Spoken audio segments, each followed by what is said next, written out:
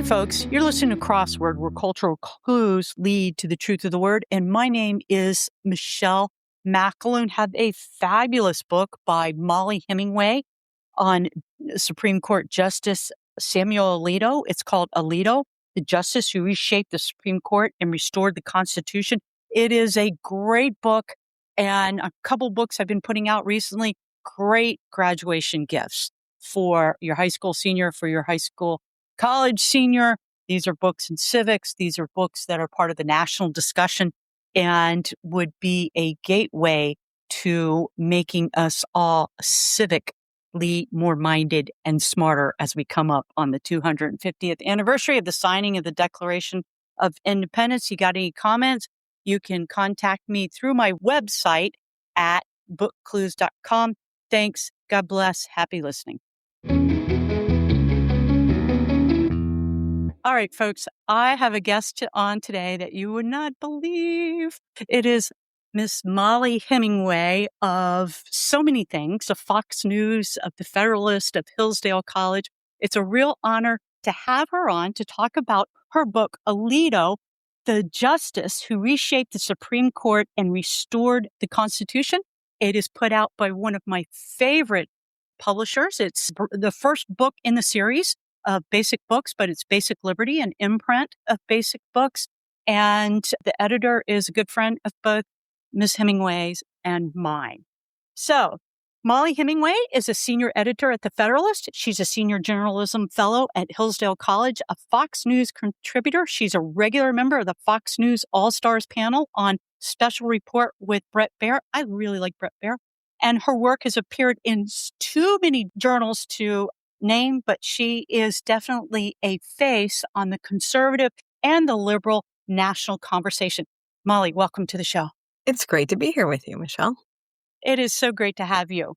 So one of the things you write is time and time again, the liberal bloc has begun with an outcome and responded in a way to actually justify the results. One of the things about Samuel Alito, he is a huge part of the conservative judicial movement. Can you talk to us a little bit about that and how that has developed through the years and how Justice Alito has been produced from that movement? Because that's really integral to his story. Yeah, I think the history is important to understand there, and all sorts of issues crop up all the time. You've seen recently people on the left being very upset that the court is not an institution that they currently control.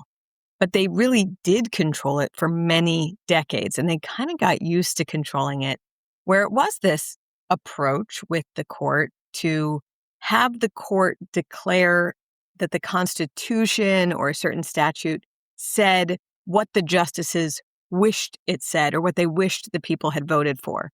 And so you had quite a bit of, what people refer to as activism on the court. They'd be frustrated that something would come up for a vote and it wouldn't go the way that they wished it had gone. So they would say, actually, it's hidden in the Constitution somewhere. And there was a lot of frustration over that that really reached a boiling point by the end of the 1970s. And conservatives started a movement based on this idea that you couldn't read into the Constitution certain things. And that's called originalism. It's just a belief that what the Constitution said at the time it was passed is the ruling authority there. And it becomes a massive movement to the point that you now have a majority of justices on the court who identify as originalists. And then there's a sixth person, Chief Justice John Roberts, who tends to vote with that side a lot as well, even though he does not identify as an originalist. So it has real power right now. There's not really a competing philosophy at the moment, but there is a frustration that the originalist philosophy is having such dominance on the court and in many lower courts as well. Okay, before this conservative movement, so a liberal judge, a liberal activist judge, what sources are they pulling from to make judgments? In the best part of this, it really starts, again, decades earlier. FDR passes a bunch of legislation that keeps getting overruled by the Supreme Court as unconstitutional. And a movement does develop during that time to say, really, justices should not be overturning congressional decisions. We should defer to Congress. What's interesting about this is at the time, that was a super progressive position, like a super left-wing progressive position. But as FDR ends up appointing everybody on the court and, that becomes dominant, a lot of the justices who claimed to believe in deferring to Congress, once Congress changes and is doing things that they don't like, they change their position too. Now, there would be major difference between many of those justices and a Felix Frankfurter who just retains his belief that you should defer to Congress. And again, you see a lot of that now, even with Chief Justice John Roberts, tends to like to defer to Congress. But it begins as a progressive position. Then when progressives gain power on the court and they lose it with the people, it becomes a conservative position. Sam Alito, who's got a kind of different originalist approach than many of his colleagues, he loves this idea. He studies this idea. He is deeply influenced, like from childhood, with understanding how the court should not be activist. And he goes to Yale Law to study under the Felix Frankfurter clerk, Bickle, who's written eloquently on this. So for him, he didn't care that it was a progressive position when it starts. He just agrees that courts should be restrained, they should defer to the people, and he continues to have that. And you even see it in his current jurisprudence where he's saying, if it's not in the Constitution, we have to give it back to the people. So he's been just on that horse for a long time. Well, it's interesting. His decisions in some of the religious cases, I think the one about the Muslims being able to wear beards in a state prison, I think it was Arkansas State Prison. I can't remember the name of the case. But if you look at it on the surface, it's actually sort of a progressive position. But or a deeply conservative one. I mean, he cares about this deeply when he goes on the Third Circuit Appeals Court. And during that time, the Supreme Court, there's actually a rare bad decision from Justice Scalia, which constrains the religious rights of minority religions. It deals with a case, so this is happening at the Supreme Court, but it deals with a case from the Pacific Northwest of a Native American public employee who is smoking peyote as part of his religious tradition, but loses benefits because that is a violation of drug laws. And so as part of that case working its way through, Justice Scalia authors the decision, Employment Division v. Smith, that constrains religious minority rights. Almost immediately, Justice Alito, who tends to be, pretty friendly, he ends up joining the Supreme Court. He ends up becoming quite close to Justice Scalia, but he has always worked to protect religious minorities, even with that Supreme Court decision in place. He figures workarounds, how to find other ways to solve cases so that the religious rights, and he's very ecumenical about it. Muslims, Jews, Christians. I mean, like one of the opinions that he handed down dealt with like a kindergartner who had her artwork taken away because they were supposed to draw pictures of their heroes, and she drew a picture of Jesus, and the school said that was a violation of like that the kindergartner wasn't allowed to have that view. But yeah, if there were Sikh members who wear ceremonial daggers and you don't allow daggers in a courtroom, he was arguing that they should be allowed to practice law and that their religious ceremonial dagger should not prevent them from entering the courtroom. Just across the board, he cares about this issue. And then when he joins the Supreme Court, it becomes like a major thing. And they have come very close to overturning Employment Division v. Smith. I would not be shocked if it happened in the near future because they've already moved the ball so much in terms of allowing religions to dictate their own ideas of what, how they should run their schools and run their churches, and also protecting minority religious people's rights. Right. And the definition of a minister, which, there's been some, there's been some really, really good decisions. Do you call Samuel Alito a practical originalist? Now, what do you mean by that? So I should say he calls himself a practical originalist. Oh, okay. All right. And I think it's a really good way of understanding how he differs a bit from some of his colleagues. So you take these originalist giants like Justice Scalia and Justice Thomas, and they tend to be very theoretical in their approach. They just look at first principles and then they go down from there. And that's probably why they are so beloved. They're so crystalline, pure in their thinking. And many of the other current justices on the court also do this. They like to decide things in big, broad, well, that's a First Amendment issue, so there you go, you know. And Justice Alito, he clerks for a judge on the Third Circuit when he comes out of Yale Law School and after he does his service for the military that he owed. He clerks for this judge who is known for being very practical. And what he means by that is he looks at the facts of a case rather than the broad principles and determines, like, this particular case, what would a judge do with this particular case rather than trying to make a big pronouncement about it. And that is something Sam Alito takes to heart, and you see it in his current jurisprudence as well.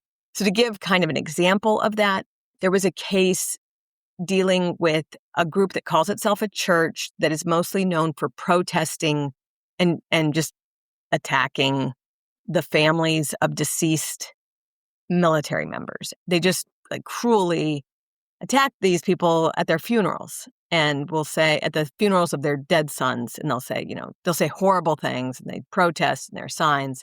And a lower court or a jury, I think, had awarded the family of one of these deceased soldiers a large monetary award. And the quote unquote church appeals it to the Supreme Court. The court decides 8-1 that church has First Amendment rights that were violated by that jury award. And so it says that they have every right to protest a funeral. And Alito cares deeply about the First Amendment, as we just discussed.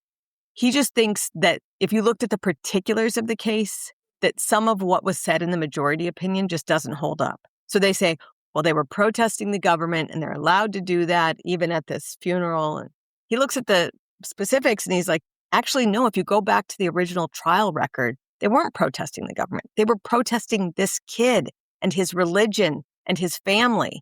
And we do have tort law that can handle this. And so rather than making a big First Amendment pronouncement, we should have just looked at tort law, statutes in play. And so he's more practical about applying a case and less big picture philosophical or theoretical. Now, he works really well with the people who are big picture theoretical, clearly aligned with Scalia and Thomas regularly. He just has a notably different approach, and one that I think might be helpful for other people to follow in the years to come. As some of these broad things have been set down, it's getting a little more nitty-gritty on how things are applied in a given case. One of the things, sometimes I read some of the SCOTUS briefs on some of the bigger cases. He's not the easiest one to read on the court. His, Clarence Thomas, his arguments are more simple, where if I'm wrong, I'm an ecclesiastical lawyer. I'm not a civilian lawyer, a secular lawyer. But it's easier to follow, I think, Clarence Thomas or Scalia was easy to follow. I think he's a little more difficult to follow. Am I right in saying that? Yes and no, if I can say that. No, I totally agree. I also love that Clarence Thomas is he'll take 2 paragraphs to say, you're all wrong. Here's what the right answer is. And just drops his mic and walks off. He just You're is wrong. very brief.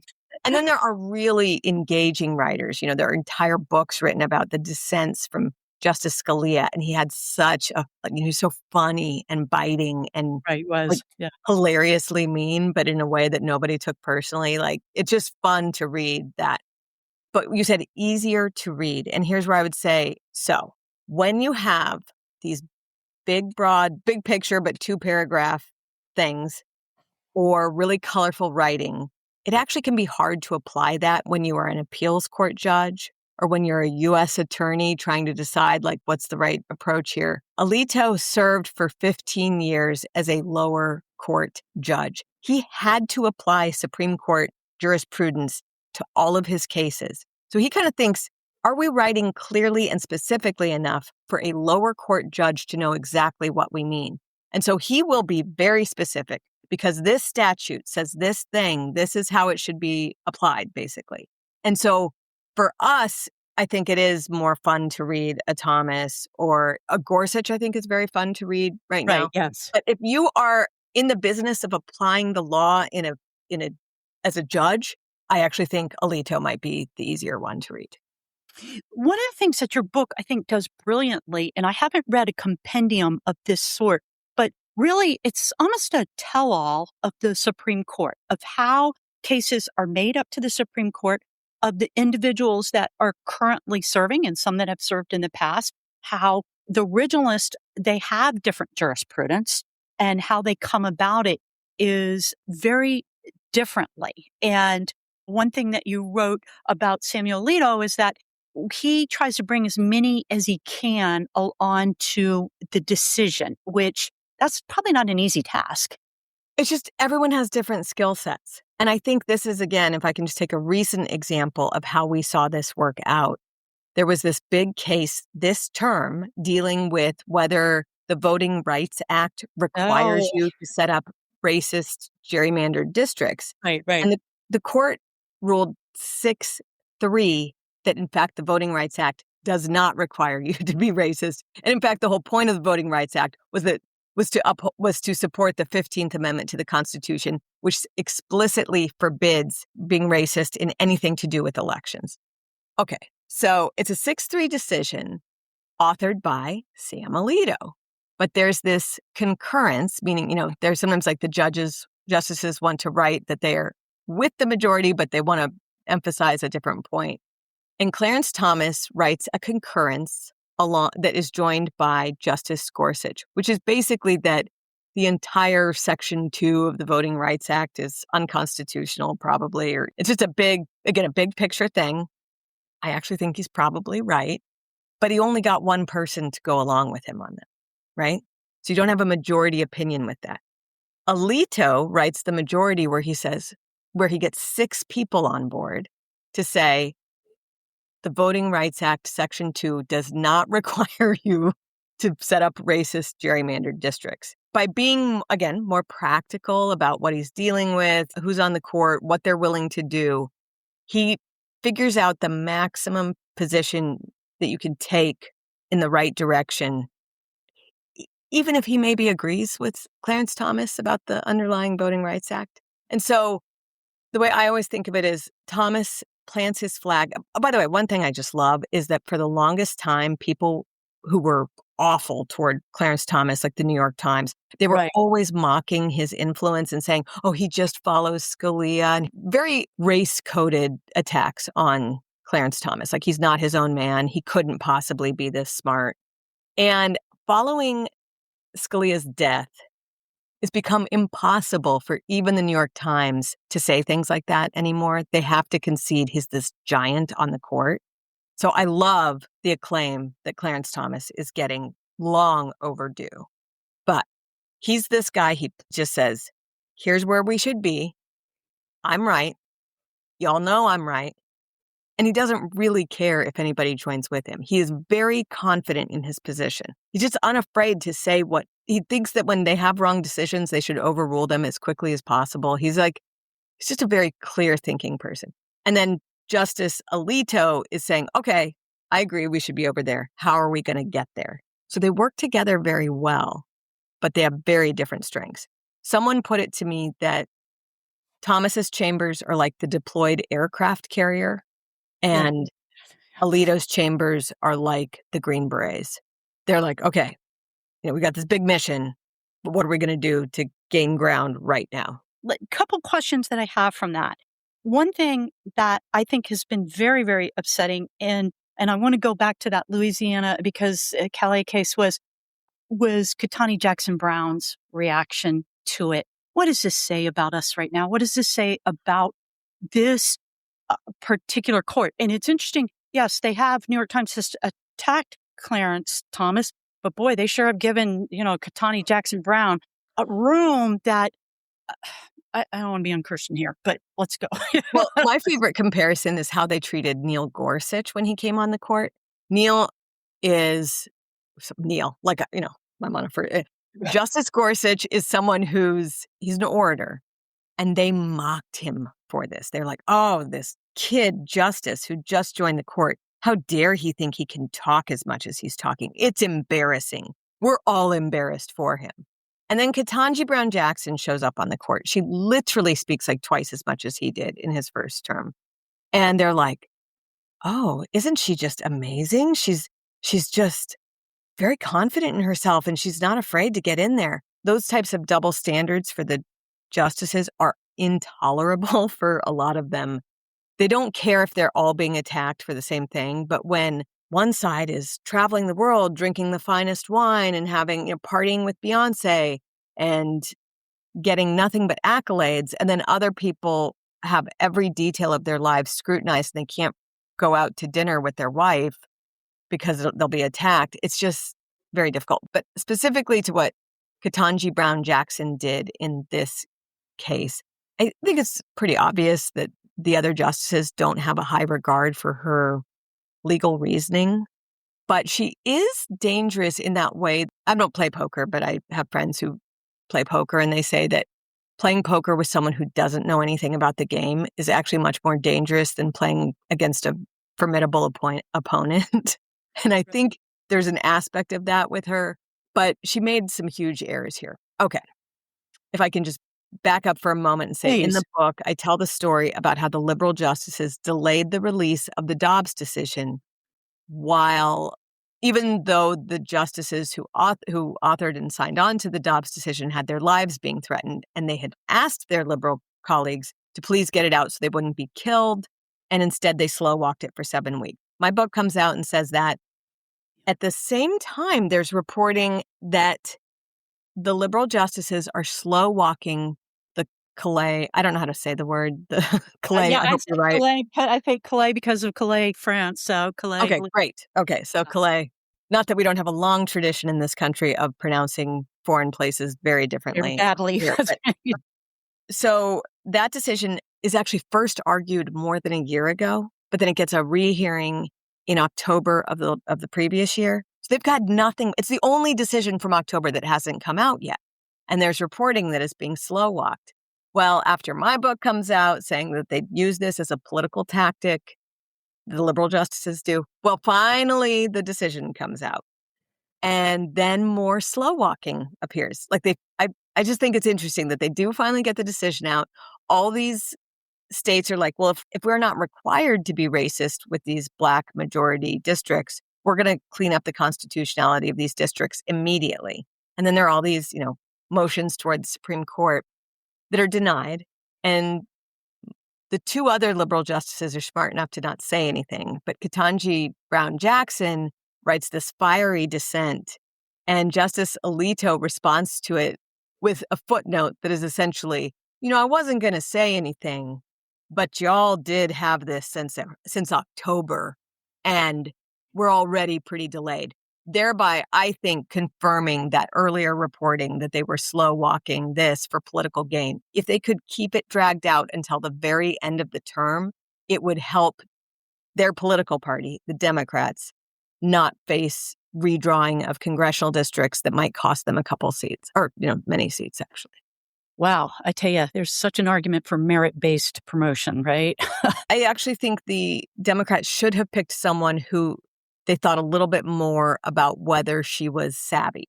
So President Biden said that his criteria for a Supreme Court justice would be that it would be a Black female. So that was his criteria. He probably should have emphasized other things like, could this justice persuade her colleagues or turn them off? We want someone who will help us get whatever wins we can get. Now, I know that the media love her, but she's clearly having almost zero influence on the court itself. Wow. I mean, it just absolutely amazing. This may be very innocent of me, but I was hoping, and your book really shows that they really are sensitive to political pressure. If you're not a Clarence Thomas, if you're not a Samuel Alito, if you're not a Neil Gorsuch maybe a little bit, but they really are sensitive to political pressure. I kind of had this pipe dream that this wasn't true, and it's clearly true. I think it's a lesson for everybody in the world, everybody in life. We are pressured by different things. It takes a lot to practice the habit of not being pressured by wrong influences. I think about this a lot because in DC, a lot of people come here with certain values, and then you see them 20 years later and they are very different people. The saddest thing I hear from people is, thank you for not changing. And I'm like, that's not really an admirable trait per Yeah, se. It's not that's great, what we all folks. should be like. I do think that they are much less susceptible to political pressure than justices of even recent vintage or media pressure. You take a Justice Kavanaugh, I think he has been admirably consistent, has not really changed from the way he was on the DC circuit, and he couldn't have faced more horrific No, pressure from the well, media. yeah. I think Chief Justice Roberts is the one that I heard from a lot of the people I interviewed. They really wish he weren't so susceptible to media pressure. And they understand that he probably thinks he's preserving the integrity of the court by responding to media pressure. They just think it's a completely wrong approach, that the way the court has integrity is by not being subjected to political forces or responding to them with anything other than a clear reading of the law. They think that justices almost never make good politicians, so they shouldn't try to be. So when they're like, oh, if we kind of go this way, maybe people will back off on their attacks on us. It's not just the wrong approach to the law, it's usually the wrong political approach as well. And they don't have backgrounds. Like the biggest campaign that John Roberts ever ran was the campaign to get on the court. So there's not like a purely political campaign where you're dealing with the will of the people. It's more about running a campaign to get chosen as a Supreme Court justice among a very small group of deciders, including President Bush. So they just should probably avoid politics because they're bad at it. One exception would be, I think, Elena Kagan, who has the most political background of any of the justices. She's better at politics than the rest, I think. Interesting, very interesting. But you know what? I mean, this is the problem that with, I think, our three branches of government right now, they're not staying in their lane. Judiciary, judiciary, executive, do executive. And I mean, even with a strong, unified executive, do executive, right? And legislative, just start acting legislatures. I mean, just wake up. Yeah. Michele, I personally believe Congress is so broken that it might threaten the entire existence of the republic. But this is one thing that people should all be very happy about. The current court has that view. They're big believers in the separation of powers, and they're constantly devolving things back to Congress and saying, I know you tried to give away this job that the Constitution gives you, but it's your job, so do it. And they do have a strong view of the executive, but not a completely unconstrained view of the executive. And again, it's their interpretation of the Constitution that each branch is strong in its place, Right. and that makes for a healthier situation. I really hope Congress picks up the ball and runs with it. There has been some great stuff happening with having them be in their constitutional authorities, but Congress needs to recognize that as well. Oh, absolutely. I tell you, and I just listened to an interview with Ben Sass. It was really interesting. Ben Sass was talking about one of the problems is the media fragmentation now of Congress and everybody having to get on to X or everybody having to do a media stunt instead of legislating. Do you see that in the court?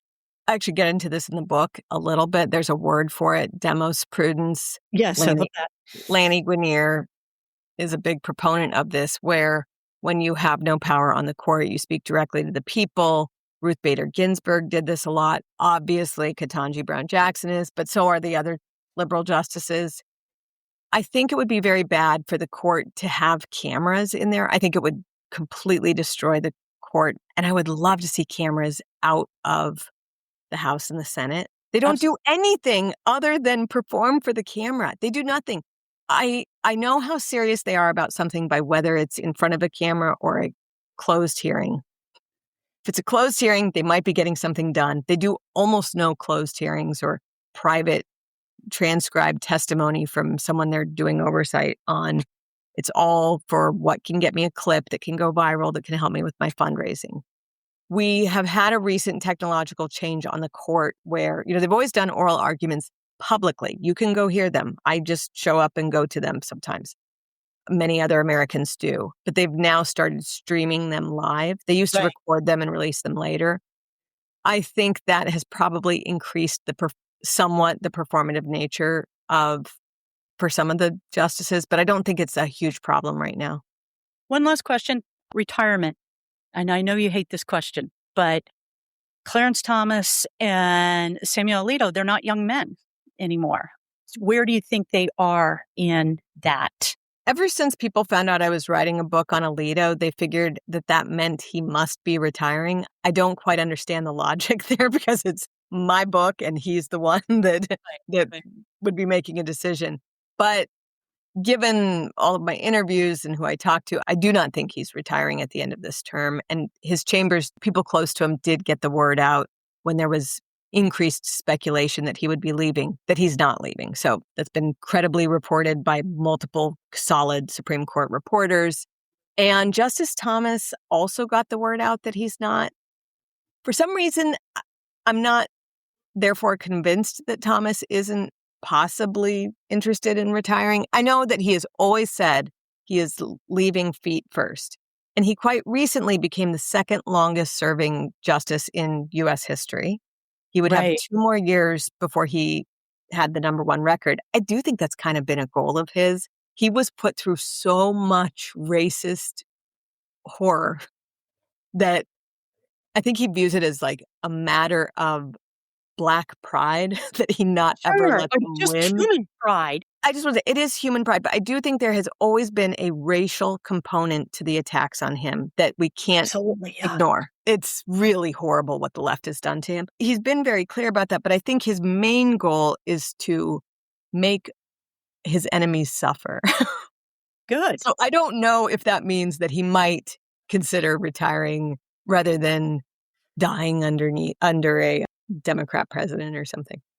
For some reason, not like for no reason, but for a few different reasons, I hate speculating, by the way. I just think it's like Right. the It's, thing yeah, people waste time on. But I do wonder if there won't be a retirement, and if it's not Thomas or Alito, if it might surprise us or something. So I'm not, and you just kind of detect activity coming from the White House, which could just be them preparing at all times for an opening, or it could be something more. So I guess we'll all find out together at the end of the day. interesting. Well, to my listening audience, this would be a great book for a teenager, for someone graduating from college, from some graduating from high school. Give this book along with a copy of the U.S. Constitution and the Declaration of Independence, because this is a great book in civics and how the court works and why the court is so important and why originalism and why education. One thing, he's a very well-read man, Samuel Alito. Why just keep reading and keep, making yourself smart. Mollie Hemingway, I know you're a very busy woman. I really, really am so honored that you took time out of your schedule to talk to me, because I'm not a Joe Rogan or a Ben Shapiro, but I really, really appreciate it, and hoping there's another book coming out from Mollie Hemingway. So Yeah, we'll see. I'm definitely in the phase of I'm never writing another book you get, yeah, again. I know, writers always say that. And then you start to itch. So it's good. That's good. We like that writing itch. But anyway, thank you so much. Thank you, Thank you. Michelle. Thank you.